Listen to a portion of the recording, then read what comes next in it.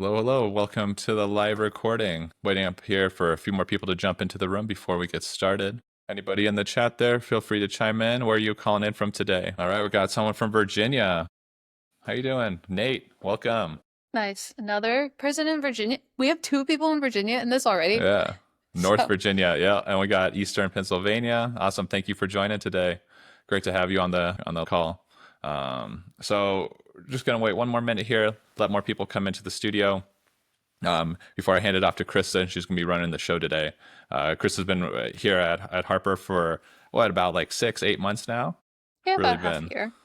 yeah, that's awesome, and she's really been bringing a lot of talent to the team. Well, without further ado, let me hand it off to you, Krista. Let's see if we got anything else coming in. All right, no, I think we're good to go. Yeah, let's get started here. All right, great. I'm gonna share. All right, welcome everybody. Okay, so as Alex mentioned, my name is Krista and I'm a Principal Solutions Architect at Harper. During this 1 hour session today, we will walk through how to build a simple yet highly performant full stack e-commerce web app using Next.js and Harper.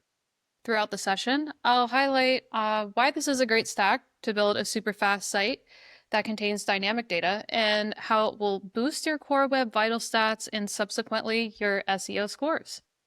Additionally, we'll demonstrate a simple but effective way to enhance the product detail page by using AI to personalize the product description based on known user attributes.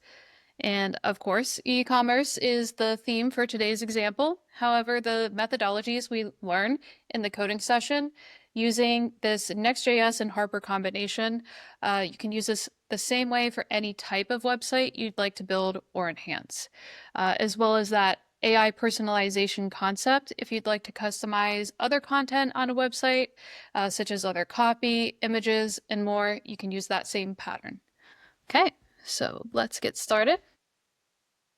Jump into some prerequisites here. Okay, so for today's session, in order to follow along with the workshop, you will need the following. So unsurprisingly, the technologies are primarily JavaScript. So you should have Node.js, a more recent version, and NPM installed locally, which most of you likely already have. I think I'm running like Node version 23. Let me actually check. Yeah, I've got Node version 23.4. So just any recent version of Node will do, as well as a package manager.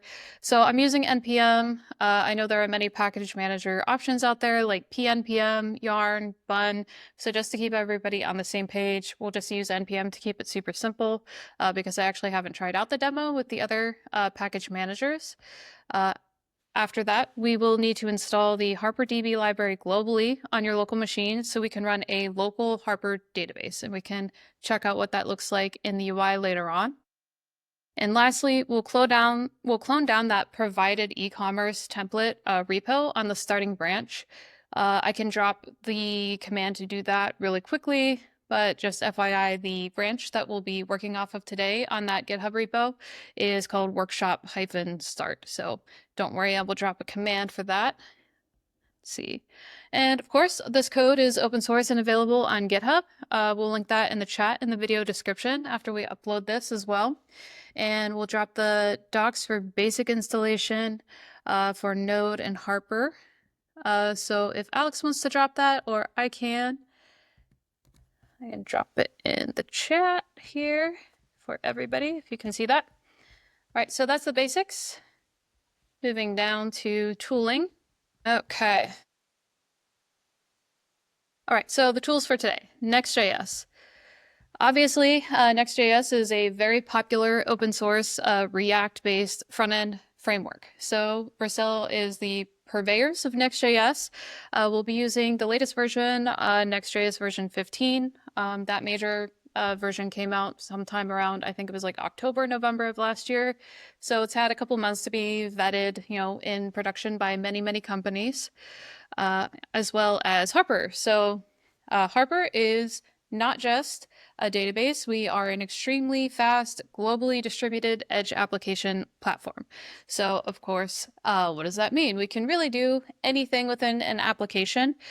Today, we'll really dig into how we are a key value-based database that gives you an API on top of that, just with a couple lines of code, and we are going to have sub-millisecond lookups on key value here. It's an in-memory based database based on LMDB. We also support GraphQL schema declarations right out of the box, which we'll use for today's demo. We help out with general site performance and subsequently boosting SEO. So things with like redirects, we have an unlimited amount of redirects on our platform, as well as caching and 103 early hints. Excuse me. And we also provide a way to build your own components. So I would say we have quite a few open source components. Like we'll use the Next.js open source component today. And that was built by an engineer that we have on staff here, Ethan Arrowwood. So that was inspired by like the OpenNext platform. And he's also recently built an Apollo extension on Harper as well as an Astro extension. So it's not just Next.js. You could really build an extension for anything on top of Harper. Then lastly, we'll be also using OpenAI. Everybody's heard of ChatGPT. We're going to keep it simple to use OpenAI to power that product personalization on the product detail page that I mentioned. And this will end up being a win-win. So it's not just using AI on your site to kind of check that box, get AI on there, and it is not just a virtual agent.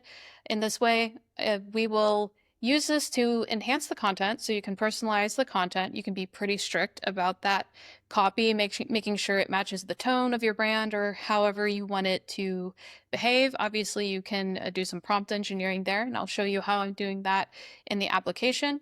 And then you can cache that result from OpenAI using HarperDB, so that will be faster at the edge, and you won't be hammering your API, so racking up a charge by hitting OpenAI API endpoint a ton of times, as well as just protecting your origin if you're hosting your own model. Okay.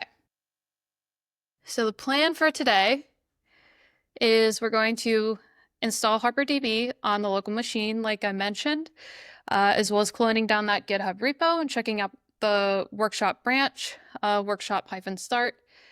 I will also be walking through Harper's role in the app kind of from the jump, so you're seeing how Harper will play nicely with just a basic Next.js version 15 application. There are 3 files here that I really kind of want to dig into. They're super easy, not a lot of code here. In the config.yaml file, that's unique to Harper. We're going to initialize and direct Harper where to look for entry points for certain files, or to tell Harper to create a RESTful API on top of this GraphQL database that we're going to declare in just a normal schema there. We're also going to walk through the resources.js file. So resources is a Harper native, and we'll use resources.js to seed data into our Harper data table, but you can also use resources.js to do a ton of other things like modify, get, put, post, delete request, with that API that we get out of the box with Harper. Also do a brief walkthrough of the HarperDB Next.js extension built by Ethan. So there's already a couple videos out there walking through the finer details of the extension, but I'll just kind of point out where I declared it in the app to make sure that it's working. Next, we will walk through how to actually access that Harper data in the Next.js application itself. So on the landing page, product list page, and product detail pages, I'm pulling in dynamic data from Harper, and I'll show you how to do that. And then finally, the last 3 here, we're going to personalize product detail page, product description results based on known user attributes. Like I said, we'll be using OpenAI to do that. So those user attributes, those could be really anything you know about a user, even as something as simple as geolocation, or what kind of browser they're using, or if they're on a mobile device or not. If they have been kind of clicking around your site, you kind of know their browsing habits, and the Holy Grail, if they're logged in, you know a lot more about them, their shopping patterns, you know, maybe some other things tied to how you can personalize that content that will be, you know, optimal for that user clicking around on your site. As well as caching those results in Harper. As I go through the application, I'll kind of call out other use cases and optimizations, like I mentioned, the 103 early hints, just some other ways that we typically see customers optimizing their websites that are using the Harper platform. And lastly, we will look into deploying. Okay, so I know I threw a lot at y'all there. Just wanted to do a quick pause. Any questions before I jump in? I'm not seeing any questions in the chat right now. So I think we're Okay, good. great. All right. All right, so I'm actually jumping over to a different tab to show right now. So before I jump in to the actual code, I promise we'll get to the code. I wanted to show you all the demo app. So this is what we're aiming to build by the end of this session. I'll keep it really high level. So you'll notice that this is hosted actually on an instance. I have not actually purchased a domain to assign to it yet. That's probably next on my to-do list here. But this is the final application hosted on an Akamai Linode instance. This is like a very small virtual machine. I think I have like 4 gigs of RAM, and it's located in the Washington, D.C., like Northern Virginia area where I'm at right now. I think we had someone else in Virginia watching. So if you are on the East Coast, it's going to be super snappy for you. If you're a little bit farther away, you might see a higher LCP, but I'm not, there is not a ton of data on this website as it is a demo application, so you'll still see very, very low LCP here. So we are pulling in some products for the featured products on the landing page. Then we have our product list page. Some more results here. This is all dynamic data. I view the results for, let's just say, a custom fitness tracker. This is the product detail page as mentioned.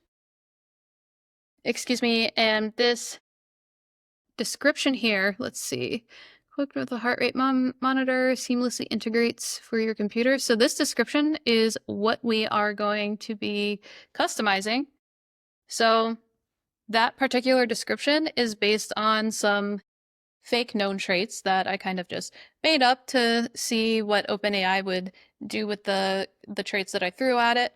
I just assume that somebody browsing the site maybe works remotely, they're sporty, and they like computers. So knowing that these are the traits that we input to get that actual description.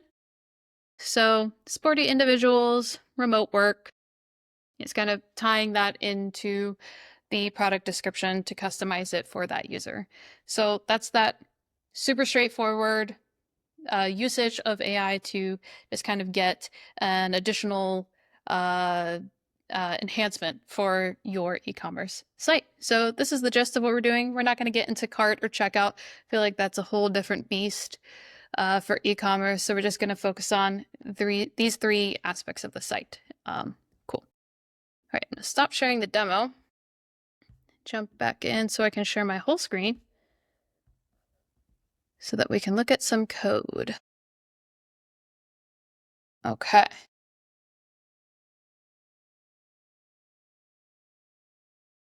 Share my screen.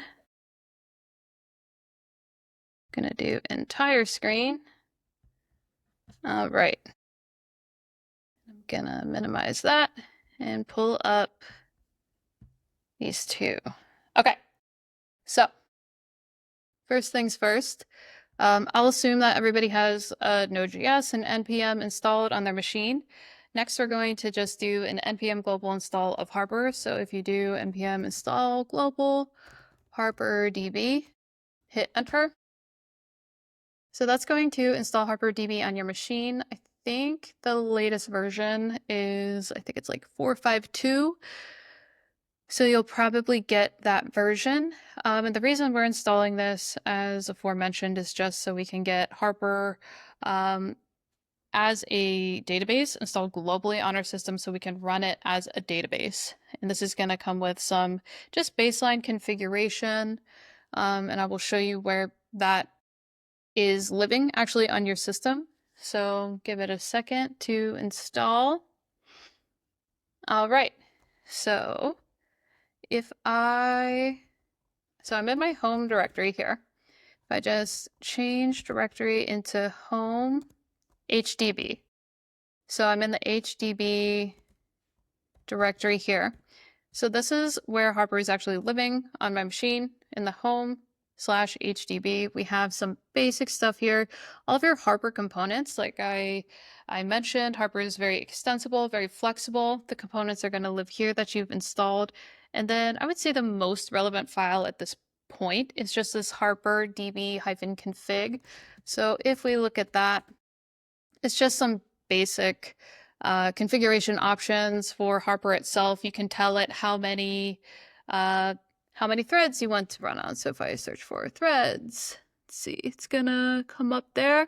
You can tell it which port to default to for our different use cases here. So the operations API, which by default runs on port 9925. We'll take a look at that. That's where we can actually view our data. We can also do MQTT, which isn't a part of today's operation, but just as an example, we've got a port there. 1883 is the default, and the root path, just some other basic configurations. We won't be messing around with that too much today. Actually, I'm gonna clear that out. Just wanted to just give a super high level overview. If you were to change any configuration options, or you're wondering where Harper is actually living and running on your machine, it's at that HDB level. Okay. So actually, let's check the version. Yep, so our latest version 4.5.2 that came out recently, if you've just installed or if you've upgraded, that's the version that you should be seeing. Okay, and then for the actual workshop, let me drop the git clone config in the chat really quickly. Okay, so that right there, you can either clone down using that config, or if Alex just wants to drop the link to the repo itself and then you change to that workshop-start branch, then we can get started. Right. So just switch tabs in my terminal here. So now I'm in my Harper e-commerce template repo on the workshop start start branch. Then we're gonna, I feel like everyone can guess what we're gonna do next. Do an npm install. I'm actually gonna remove. I was running it before. Just gonna remove that next build there and do a fresh npm install. So that install all of our packages, and then I'm going to do npm run dev to get this going. Okay.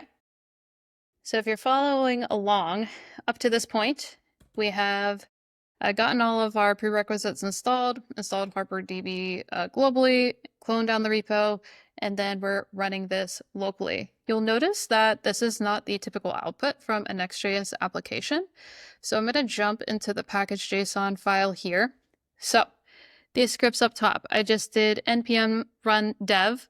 So I swapped out the baseline script commands that you get for creating a Next.js application or even a vanilla React app. So I'm using this HarperDB-Next.js dev build start commands, just adding them to my scripts here in package.json for ease of development. So if I look for HarperDB Next.js, so this on line 12, I'm going to zoom in a bit here.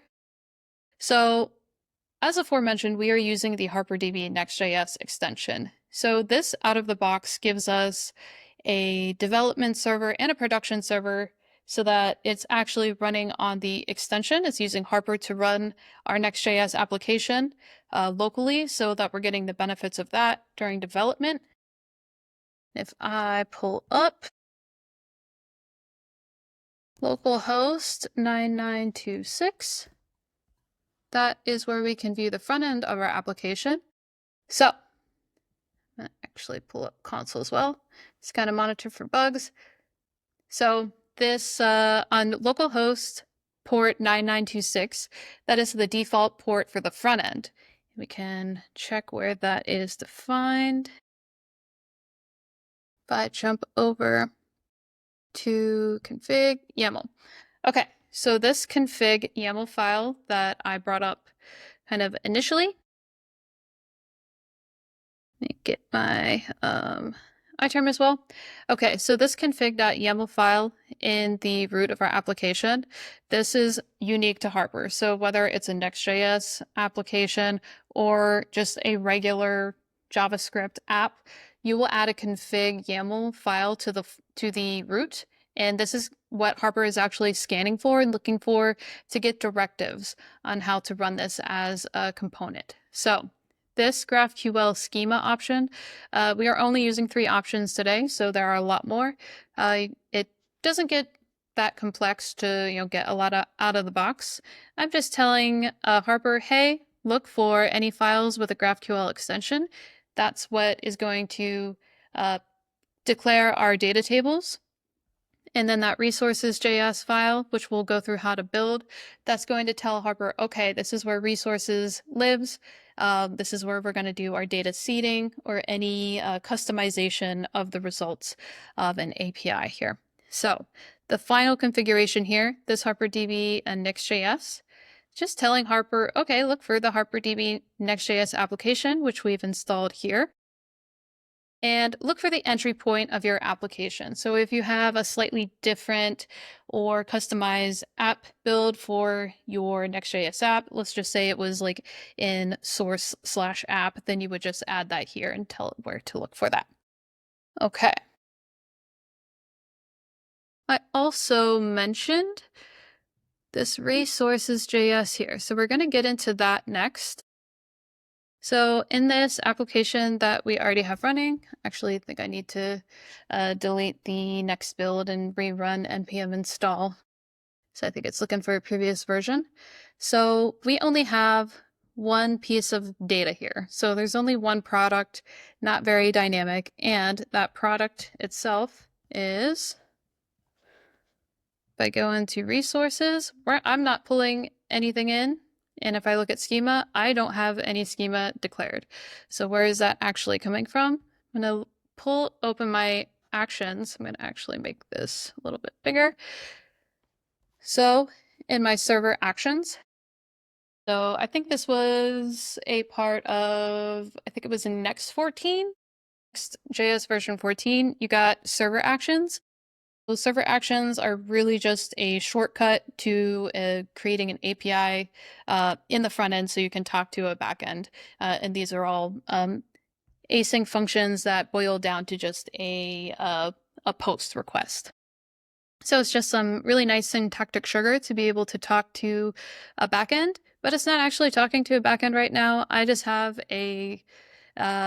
an array here with one object inside instead of actually talking to a database.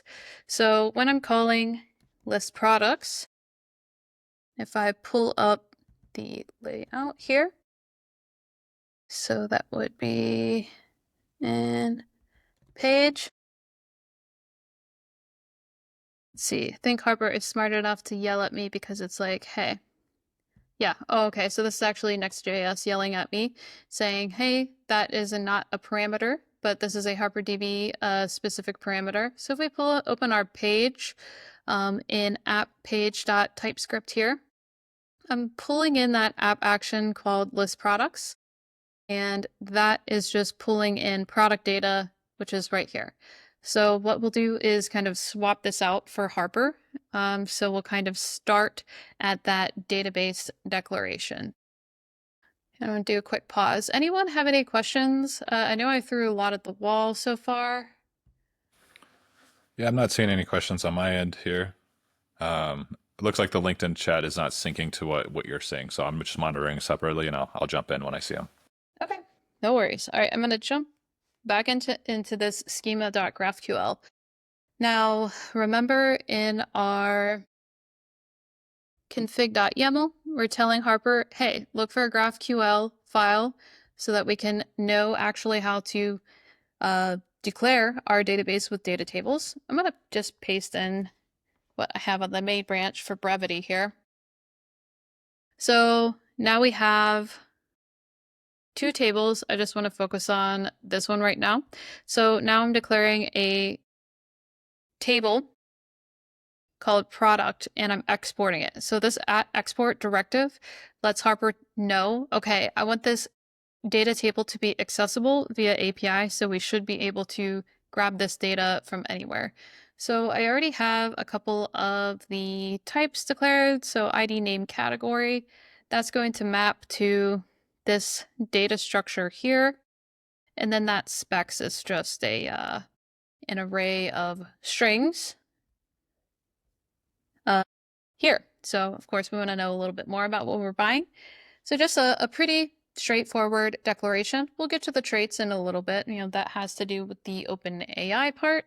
So I will save that and then jump back into resources. So this resources file here, you'll notice that we have a JSON file called product data.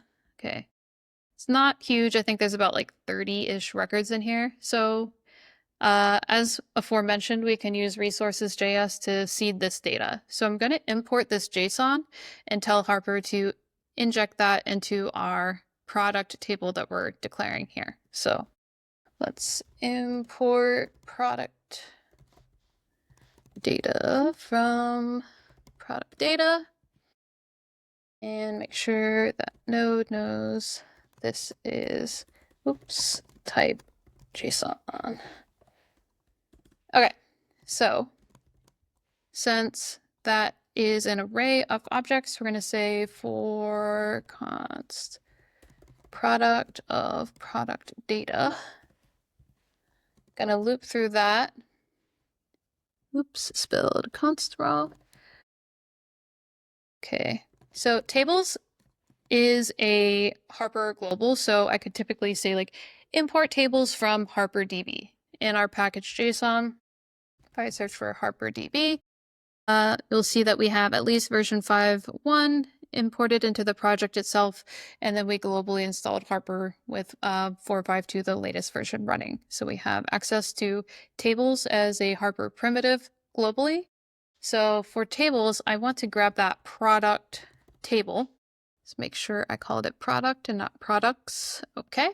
So for that table, I want to put product record for all of our entries there. Right, so typically I will just restart my application. So when you're making a major change to your application, such as declaring a schema and adding data to it in this way, seeding all of the data from product data.json, I will just do restart there.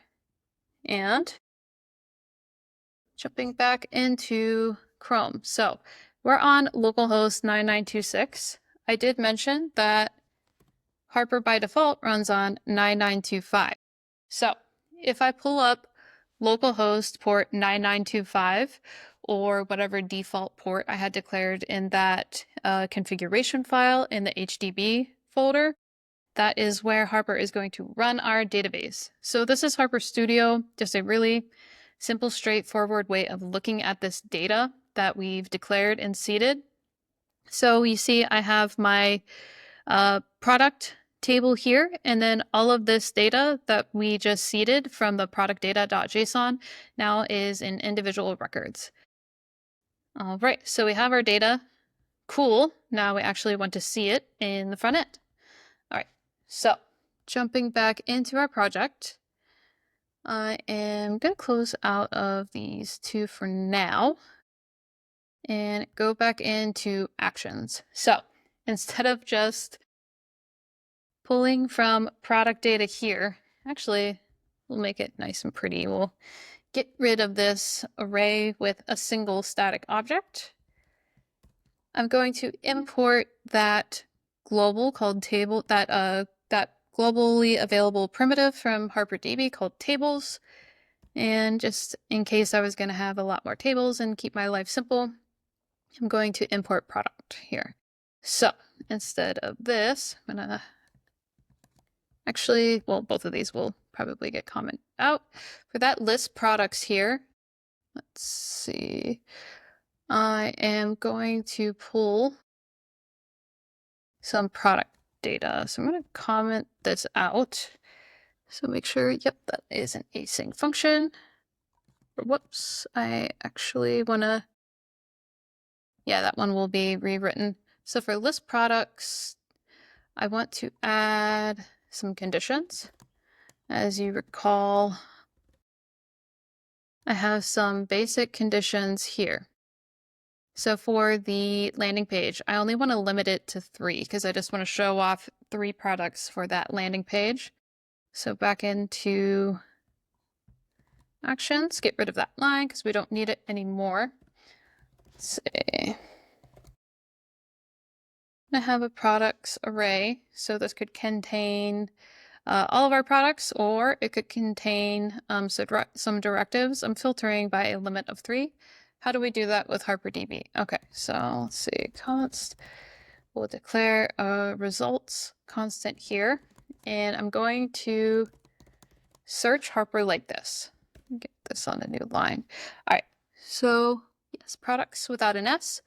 So I'm going to search based on the conditions. It could just be an empty object. I'm going to have it by an empty object by default. If I am passing in conditions, you can get a lot more specific than just a limit of 3. So Harper itself is not a relational database. It is a KB database, but we can treat it somewhat like a SQL data table in that we can, give it some directives. I am not passing a literal SQL query to Harper. I'm just passing a directive of a limit of 3. And just really quick, pulling up that schema again.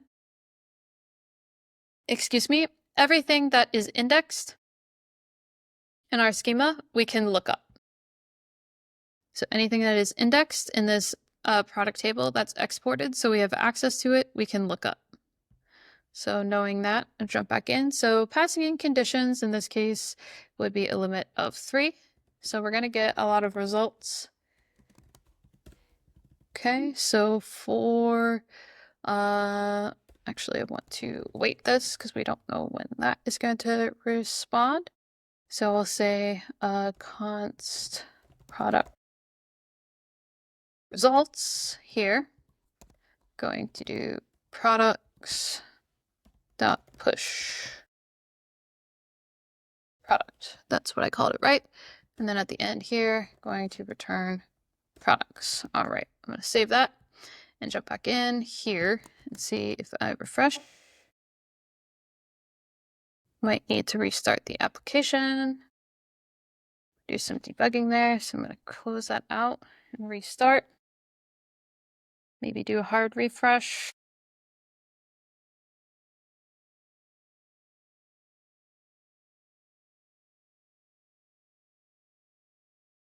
Actually, go over here.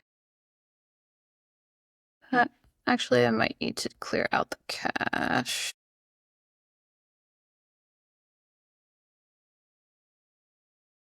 Delete that. Done. Reload. Hard refresh. Actually, let's debug why this is not. Let's see. See what results has in there. Save. Refresh. Maybe I need to restart the app.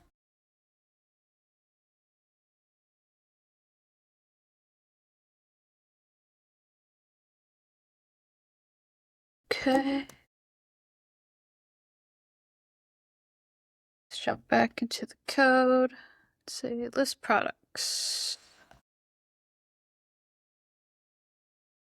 Is this not picking up my list products? Can I use? Just see where I am calling this in layout. Or I mean my page. Okay. Let's see. Where am I calling this? Featured products, list products, wait, list products. I'm calling list products with conditions. Results should be product.search conditions. I should be getting some results here.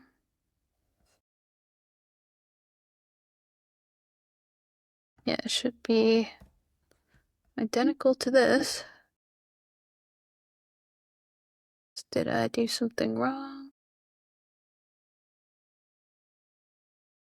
Nope, that's the same.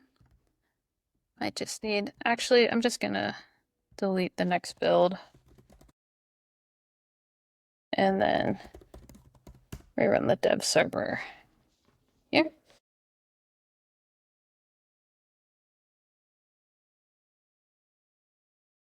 Do a hard refresh.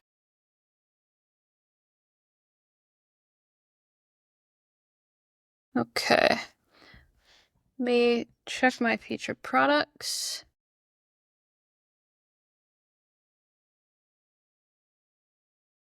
Console log.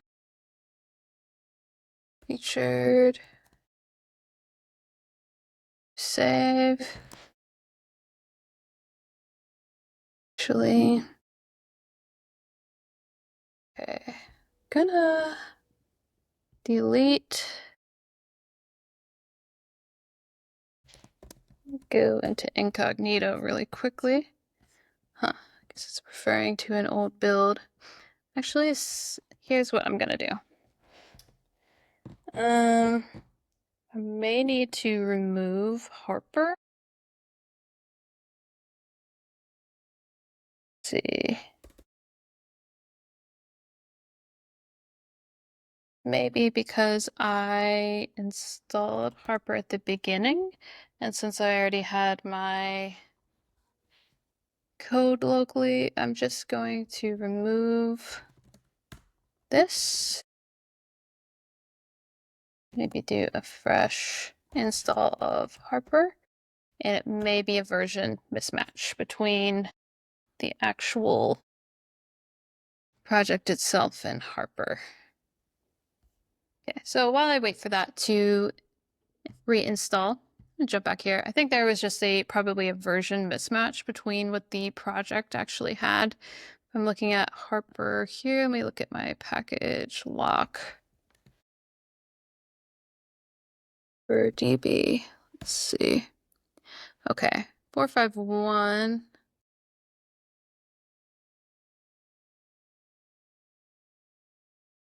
Okay, so it does have 452 globally and installed on the project. So kind of interesting. Not sure why it is not updating the local application. I think it might have just gotten confused with the reinstallation. So we'll see if that works. If not, we can just take a look at the main branch.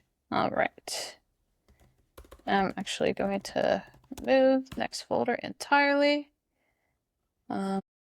To remove node modules entirely and just do a fresh install. Then we'll see if we're good. Give that a second.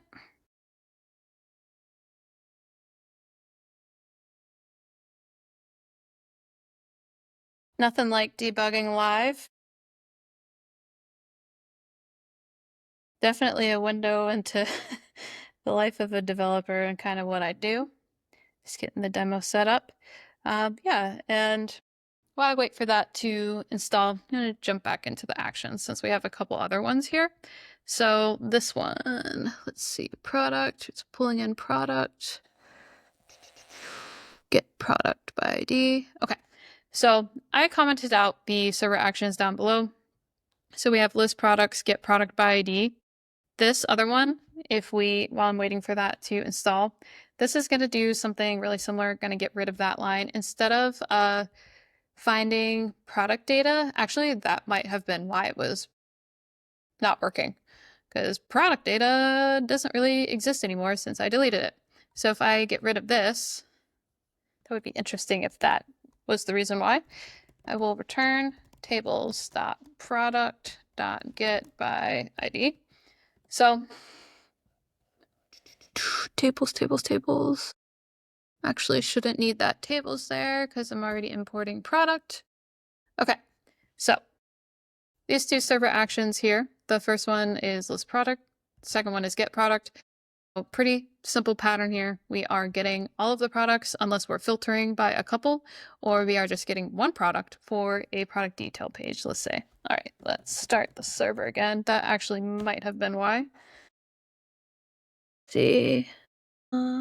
Yes.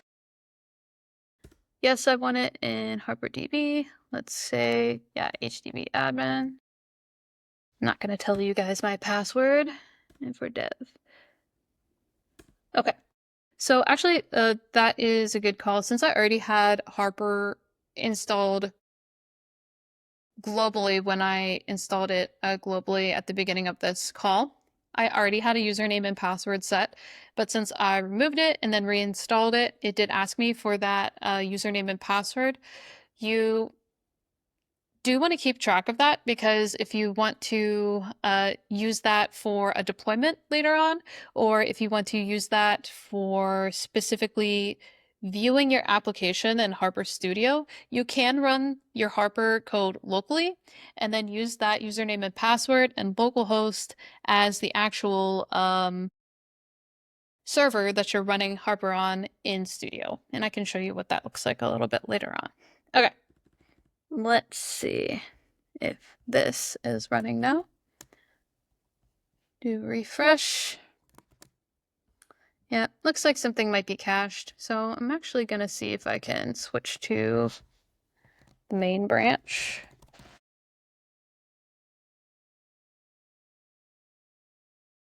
See if that is working.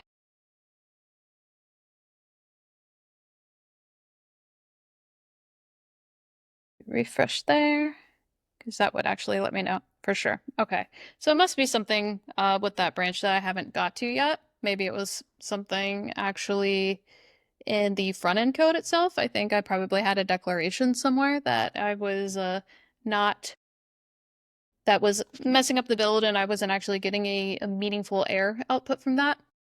But if I jump back into the code and I'm going to close out this, don't save it, open actions back up. This out actually, and close this. Open up code with actions. All right, have fresh code base here. Just gonna keep rolling. Cool. Okay, so basically all of the code that we literally just had. So we have the list products, grabbing all of those products and get products. So if I'm searching for list products in my actual page here, you can see that I'm limiting it by 3. If I search for my featured products down in the code itself, I'm just mapping, running a map on featured products and then showing a card component for every single one. And we can see those here. So pretty simple stuff. If I jump over to the product list page, so this one here, I'm going to jump into that in the front end code. So, okay. So I have my product list page here. So I'm using Next.js version 15 and I'm using the app router. So this page here is actually my product list page. Oh, I'm setting all of my products. If I look at that, I'm running list products again on my product list page, but this time I have no filtration set on that to limit it to only 3. So I'm just grabbing all of those products that I seeded into the database and I'm showing that on the list page. Obviously, if you're running a larger scale site, you're going to be limiting that by category. So you can query by category or something like that to kind of keep that list filtered down. Or if you even want to create a filter, you can run a GraphQL style query to kind of drill down on the set of products that you want to see on your e-commerce site. So on this page, you can always kind of keep an eye on, this is kind of funny, like you can refresh here LCP. Okay, I have a sample set of 1 and I am on my own machine. So I have the limitations of myself on my own machine. That's why I wanted to show you that LCP actually on a website that was launched on Linode. So that is not just one person on my machine, but always a good idea to kind of keep an eye out on there. The one thing I do have control over is my own code and keep an eye on that cumulative layout shift there. So it's pretty low, but you can always kind of keep an eye on it. And that is really, it's telling me I have a CLS just due to how I am handling the header. So kind of interesting facts there. Kind of keeping an eye on my core web vitals as I'm going throughout this whole thing. All right, so product list page in of itself, just keeping that LCP pretty low. Now we're getting into the interesting part, which is the actual product detail page itself. All right, so that piece of code is not super interesting. As far as the app router itself, so I'm going to open these two here. All right, so Next.js app router. If for those who are familiar, know exactly what I'm doing here. For the unfamiliar, if I put a nested directory inside products, so I'm going to get a route called just /products, and then this is a dynamic route. So any directory that's in brackets here is going to be a dynamic route that is nested under products. So I am just using ID. You can kind of use whatever type of SKU or slug you want there. We're just going to stick with ID to keep it really simple. If I open up the page there, you can see that I'm running generate static params. So this function is also specific to Next.js. I'm not sure what version it came out on. I think at least 13 or 14. So this is going to generate all of the product pages as static pre-rendered pages. So I'm running list products there and actually running through all of my pages or all of my products to create a static page for all of them. But you'll see that we can still definitely put dynamic data into those. So if I open up this, I'm running the actual product detail page. So Next.js will pre-render all of your pages by default. It will default to server-side rendering. If you declare use client at the top, I'm just going to turn this into a client-side page so I can get access to all of the React goodness that I want to do and some custom things like I'm trying to do with the product description itself. So this is the most interesting file, I think, in this application here. So we're going to get into so we've kind of seen that pattern, just to rehash on what it's like to pull dynamic data onto the landing page, onto the list page, and then onto the detail page itself. So we're kind of just sticking with that same pattern. I'm pulling in a single product by ID here and passing that ID and specific product detail or product data to that page. So I do have technically a product description by default. If we look at our data in HarperDB, whoops, went to the wrong port. So I go here. Oh, it should be HDB admin. Yep. So that was that username and password you saw when I removed Harper and then reinstalled it. You do want to remember that username and password so you can view. So while I'm signing in there, give it a second to think. Actually, close out of that. I do have a product description that is default for every single product in here, and that's just pulling from the database itself while that signs in. However, if let's see, do a refresh, actually do want to make sure that I have a way to do this. I jump back into the code in the product detail page. Okay, so I'm going to look for the specific function that I am actually calling,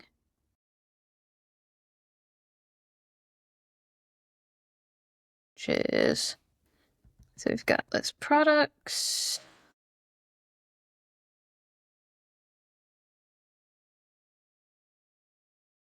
and product page. Yeah, here we go.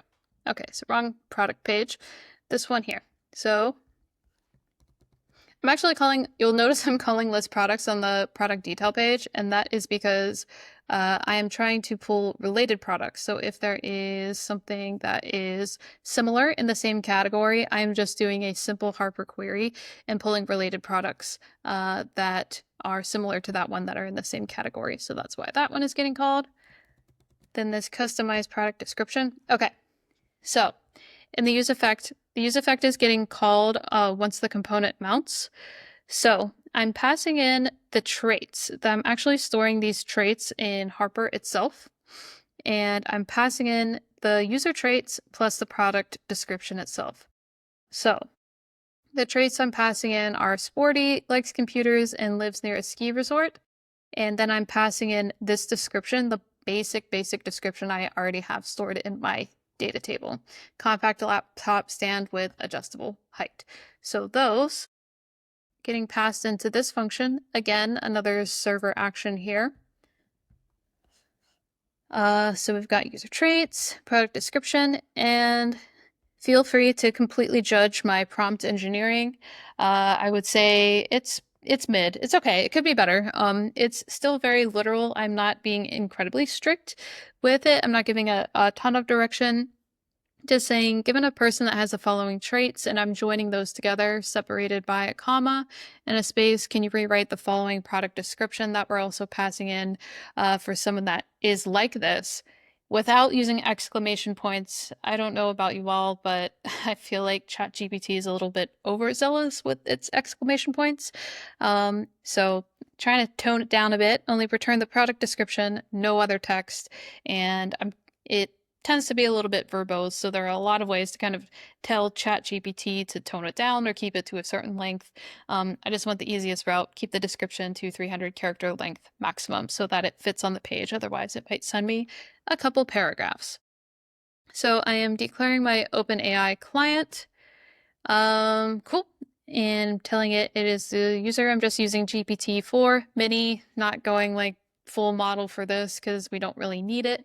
And then whatever it spits out, I'm grabbing the first choice from the messages and I'm putting that back into the product detail page. So if I go back here and say, all right, now I have a custom description. If I actually get one, sometimes if it has an error, it'll return null. But I'm just setting that custom description in state. And if I look for custom description, I actually have a whole function here to, tell Next to just return like a basic custom description is loading while ChatGPT is thinking. And if we actually do have a result, if we did have based on traits, if it was enabled, if the user did have traits that we knew about them and there was a custom description, then I would return it. Otherwise, we're just going to default to the product description. So I believe it might actually be returning null here. So we're just getting the baseline there. So just to kind of wrap it up with a nice bow at the end, because I know we're kind of getting close to time and I want to keep it, I want to reserve some time for Q&A. So these traits here, we could actually store this as a key in Harper and as well as map that to the first result that ChatGPT returned. So for anyone who was sporty, liked computers, and lived near a ski resort, I would just create a unique key based on that, get that result from ChatGPT, and store that in a caching table in Harper so that anytime somebody with these combination of traits visited this specific product detail page, products with ID of 11, they would get that default customization from ChatGPT without having to hit the OpenAI API every single time. And since it would be cached at the edge wherever Harper was deployed, then it would be, hopefully much closer to your user than it was for the origin server. Whoever your origin server is probably going to have to make another hop to talk to OpenAI. So it's going to be even faster. So it won't be an on-the-fly dynamic description every time. And I think that also kind of makes it easier for your marketing team to monitor the copy if you're doing copy. So they can kind of just scan that data, say, okay, looks good, the tone is right, maybe they're running an A/B test and seeing if that copy worked better, or maybe they're running a different type of test and telling OpenAI, hey, take these key features and reorder them. Reorder, say we had a carousel of images, reorder that carousel of images, which are the most eye-catching, which are that in that order of images, we could store that in a cache table in Harper. So it's really up to you. Any part of a website is up for caching, and I know we're kind of at time here, so I'm gonna pause and stop sharing and jump back to Alex and see if there was any questions. Yeah, you're doing a great job here. It looks like we got 11 people on LinkedIn. No questions coming in right now. I shared the repo out with them as well. Feel free to drop the questions in the chat, and I can pass them along here. Got a thank you from Varun. Christian. Hey, Krista. It's been a while. Just wanted to say hello. Oh, Christian, yeah, nice. Yeah, yeah, I got some. Sorry, I don't know if I'm using Riverside incorrectly, but I cannot see the chat. So Yeah, yeah. I got a thank you from Mark, Nate saying that was excellent. Thank you. So a lot of good feedback coming in here. No specific questions. Yeah, thank you all for joining today. Great having you on this live stream. We can follow up afterwards. Feel free to reach out directly to Krista on LinkedIn and get any questions answered. Also happy to chat if you want to reach out to me. But I think that's all for today, unless we have any final questions here. All right. Thanks everyone for attending. And yeah, if you have questions, I would say it's okay if I can drop my email in the chat as well, because I want to make sure if there were questions about anything in the code. Yeah, let me drop it in here. Is it just Krista at Harper? Yeah, so cool. Yeah, if anyone has any questions, because I know that was a lot of content, or just wants a follow-up or code review on anything they're working on, I'm happy to help out there. Awesome. Thank you. Cool. Got some applause on LinkedIn, a few insightful emojis flying across the screen. So I think we're good here. I live for the LinkedIn insightfuls. They're wonderful. Awesome. Right. Thank you all. We'll drop off the call out. All right. Thanks, everyone.